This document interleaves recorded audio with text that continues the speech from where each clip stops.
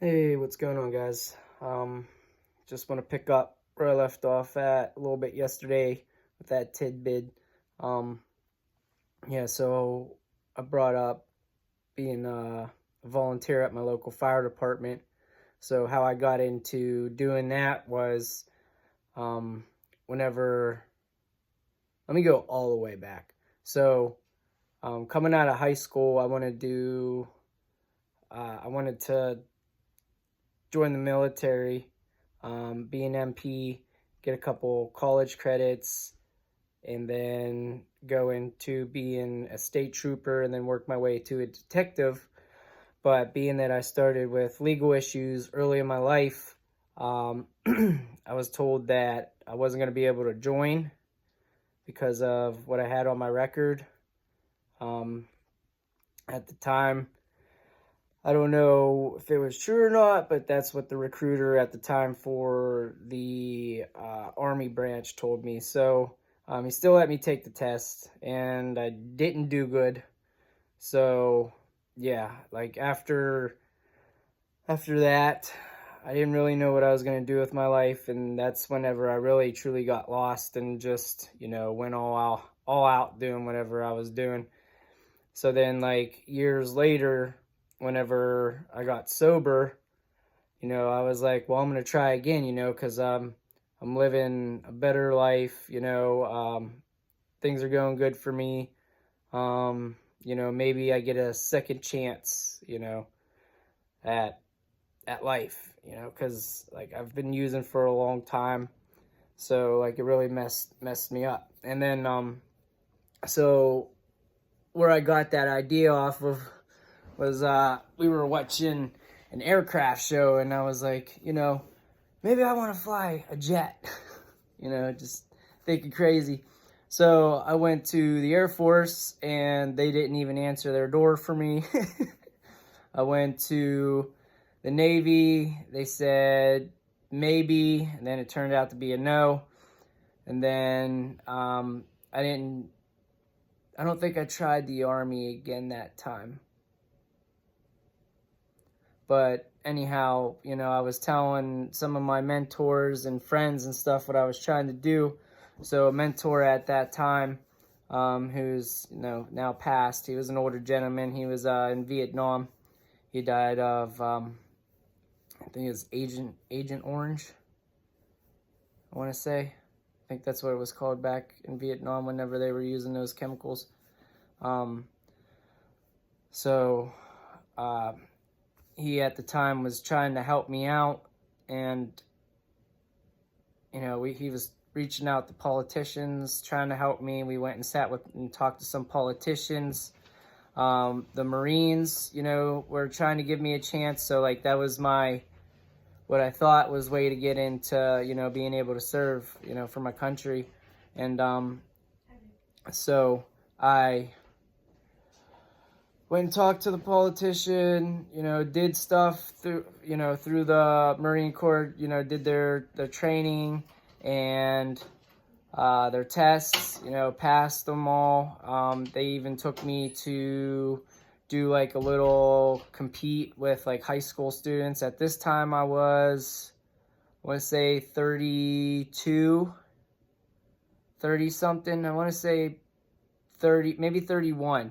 Because I think they were telling me 32 was cut off. So they were really trying to get me in there quick. Well, the recruiter that I was working with anyhow. So I did everything he asked. I went and got my, medical records, my criminal history. I went and got police reports from, the criminal activity that I was doing. And, it was seeming like possibly I was going to be able to get in. They had me like compete with these high school, students, and they had high school athletes there. Now, me at the time of being like 31, I was still able to keep up with like the high school athletes. So, I thought for sure, I was going to be able to, get in, because he had to take me to show me to his higher up, and his higher up, is the one that says yes or no to the approvals of people getting in. So, you know, the guy didn't even think, the guy thought I was one of the high school students, you know, because, you know, he like slipped me in there to try to, you know, show him, you know, that like what I could do. So like, you know, I was flipping tires, we were doing crawls, all that stuff, and drills, running. They, at the time, you know, before I met up with the high school students to, you know, compete in their Marine training, they had me run the full 3 miles, and I don't remember what my time was, but it was fairly good. And then you know, they wouldn't have the high school students run the full 3. They just had to run 1.5, and then they just times that by 2. So, you know, I wouldn't say I was at a disadvantage there, but, you know, I had to do what they didn't have to do, you know, and try to prove myself a little bit more.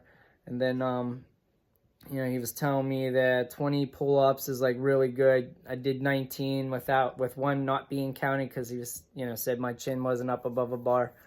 You know, I think it was like 70 some sit-ups. And this was after I got my appendix removed. You know, I was healing from that, so that's fairly good. You know, I was determined to get in there.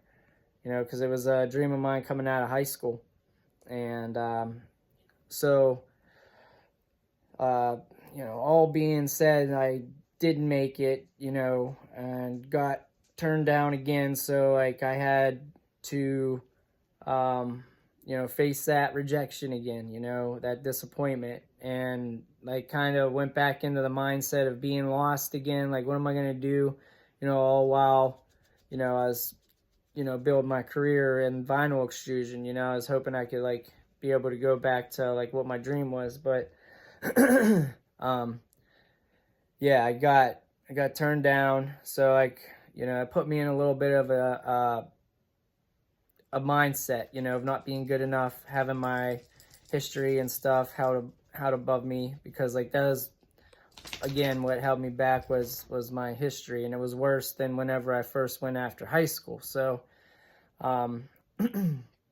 yeah, just facing that rejection, denial, and being lost again, you know, it I carried it for a really long time. Like, you know, I gave up, and then you know, going through that and working with that politician, he suggested, you know, being that, you know, you're not going to be able to do that, why don't you try getting into your local fire department? And that's where that came along. So, you know, I went through training for them to be able to do the things that you have to do to be a firefighter. I'm not all that great at it, but it's like, it's another hands-on thing where, you know, you get your basics of how things work, and then, you know, to actually like experience the stuff, you have to do it, you know. So, you know, I'm a little on the edge there with like,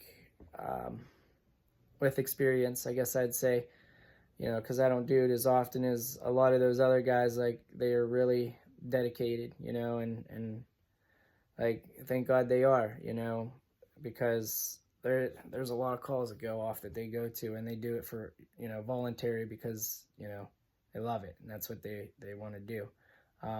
You know, I wouldn't say I love it, but I do enjoy helping out the community and helping out them with events and stuff, and calls that they may get that I'm available for and stuff. So, you know, that's where I play into that. You know, going back to the military, being rejected from that, you know, I gave up. I took a lot. I mean, this was years. I'm 30, 37, about to be 38, and that was when I was 31. Like, ever since then, like, you know, I've been trying to get through it, because, you know, it's a hard thing to accept, you know, because like I went back into like, you know, is this what I'm going to be doing, you know? You know, just that whole mindset. So I you know, I took a lot to like work through that, and, you know, just really dedicated and, you know, indulged myself more into work, you know, trying to be as useful as I can for them and grow inside the company for them, you know, and myself as well, because there was like, you know, a pay rate I was working towards, you know, and then, you know, I like, if there's a ladder to climb, you know, I'll work my butt off to climb up the ladder. There was a position that I was offered. I worked it for a little bit. Wasn't a big fan of it, you know, because again, it's like, is in my head, it's like, is this really what I want to do? And, you know, it's not. You know, I want to do something that I love, you know, and I'm still trying to sort through the things of what I'm interested in.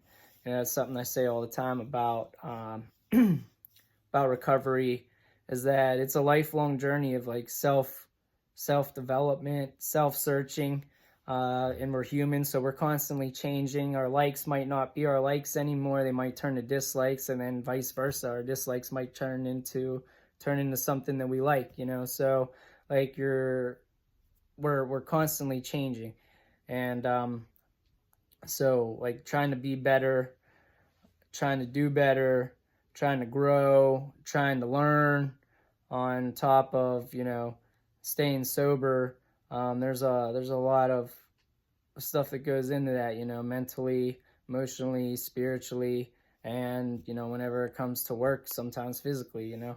So like I try to keep a good balance, but, you know, don't want to get too far off topic. That's how I ended up getting into the fire department. And like sometime after I, like, you know, was working through trying to accept that, you know, I have a past and it's probably never gonna go away. Oh, speaking of that, I tried to get clemency to get stuff expunged, and that took like I want to say maybe roughly 2 years just to get turned down by the pardon board. There was five pardon board members, and not one voted yes for giving me a chance with a clean record. So on top of that, you know, having to deal with that, like just a lot of rejection, you know. But, you know, the biggest thing is that I didn't let it take me out, you know.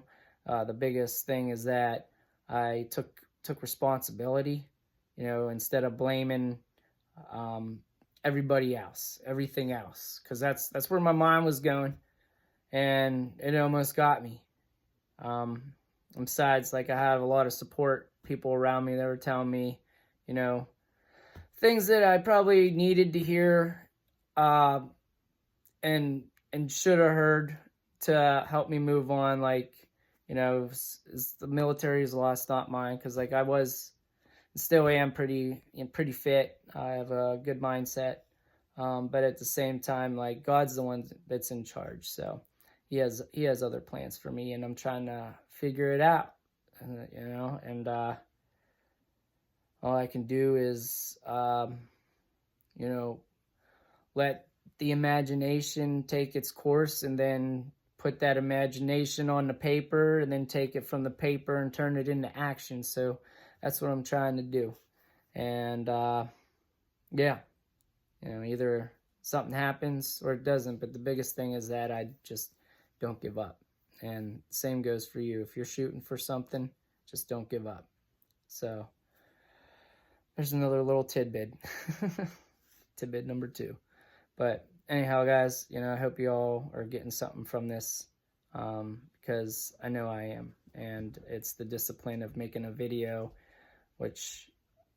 each day. Like, I'm going to try to stay to that discipline of making a video each day, talking about something of my life, maybe a thought, something that I'm doing, you know, where I'm at, anything like that, you know. And if it could help you, then more power to you. More power to it. Yeah. All right. There's another one. So, you know, hopefully we can all, you know, get something from this. That's the goal anyhow. Have a good one, guys.